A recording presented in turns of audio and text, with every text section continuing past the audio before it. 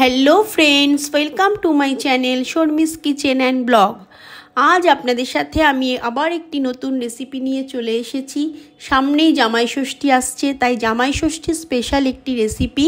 এইরকম একটি রেসিপি যদি জামাইরা পান তাহলে তারা মাংসের থেকেও খুবই বেশি পছন্দ করবে। আর আমি আজ রেসিপিটি তালশাঁস দিয়ে তৈরি করব, তাহলে আপনারা ভিডিওটি স্কিপ না করে দেখতে থাকুন যে আমি কিভাবে তালশাঁস দিয়ে এই রেসিপিটি তৈরি করছি। চিংড়ি মাছের এই রেসিপিটি তৈরি করবার জন্য আমি 250 গ্রাম চিংড়িকে ভালো করে ছাড়িয়ে ধুয়ে পরিষ্কার করে নিয়েছি, আর তালশাঁস নিয়েছি 3টে।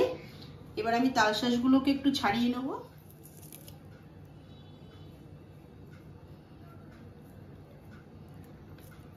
তালশাঁসগুলো আমার সব ছাড়ানো হয়ে গেছে। এবার আমি মিক্সিতে সবকিছু দিয়ে একটা পেস্ট তৈরি করে নেব।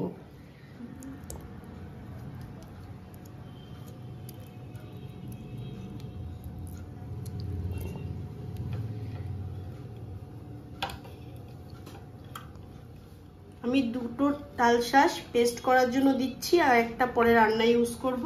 10-12টা আমন্ড আমি ভিজিয়ে রেখে খোসা ছাড়িয়ে নিয়েছি।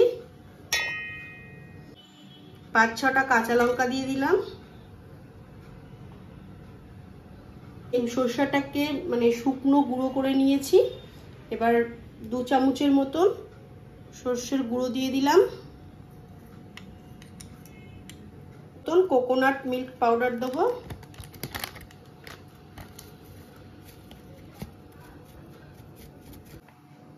1 চামচের মতন পাউডার মিল্ক দিয়ে দিলাম। একটু জল দিয়ে দিলাম।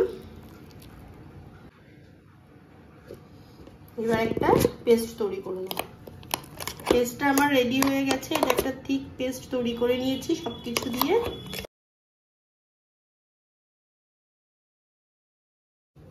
এবার পেস্টটা দিয়ে সবকিছু দিয়ে চিংড়ি মাছটাকে একটু মেখে নেব।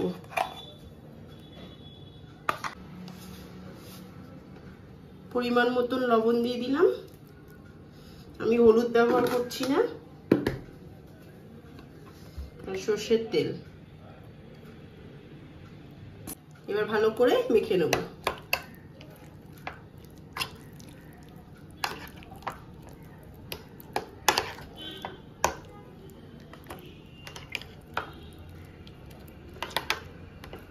আগে মাছের সাথে সরষের তেল মাখিয়ে নিয়েছি বলে কড়াইতে অল্প করে দিচ্ছি। তেলের মধ্যে একটা শুকনো লঙ্কা দিয়ে দিলাম। এবার মাখানো চিংড়ি মাছটা দিয়ে দেবো।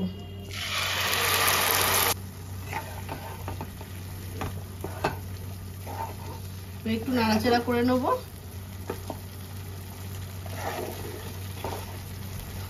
যেই বাটির মধ্যে আমি চিংড়ি মাছটা মেখেছিলাম সেটা ধুয়ে একটু জল দিয়ে দিলাম। এটা আমি চিংড়ি ভাপা করছি না, এটা চিংড়ি মাছের ওই মালাইকারির মতন করছি তালশাঁস দিয়ে। জামাই ষষ্ঠীতে যদি এরকম একটা রেসিপি জামাইদের দেওয়া যায় তারা মাংসের থেকেও বেশি খুশি হবে।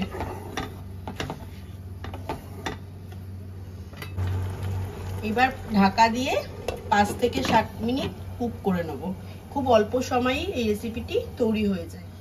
5 মিনিট হয়ে গেছে। এবার আমি এর মধ্যে একটু চিনি দিয়ে দিলাম, আর 2টো লাল রঙের কাঁচা লঙ্কা গোল গোল করে কেটে নিয়েছি দিয়ে দিলাম, আর একটা তালশাঁস কুচিয়ে নিয়েছি দিয়ে দিলাম।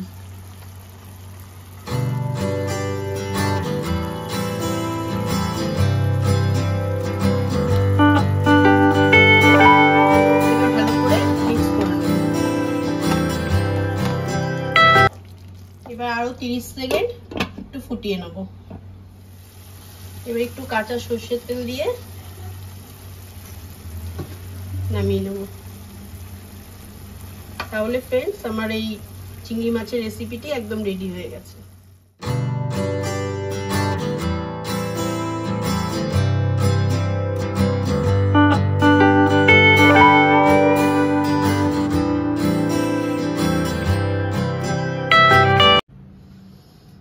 তাহলে ফ্রেন্ডস আমার এই তালশাঁস দিয়ে চিংড়ি মাছের মালাইকারি রেসিপিটি একদম রেডি হয়ে গেছে।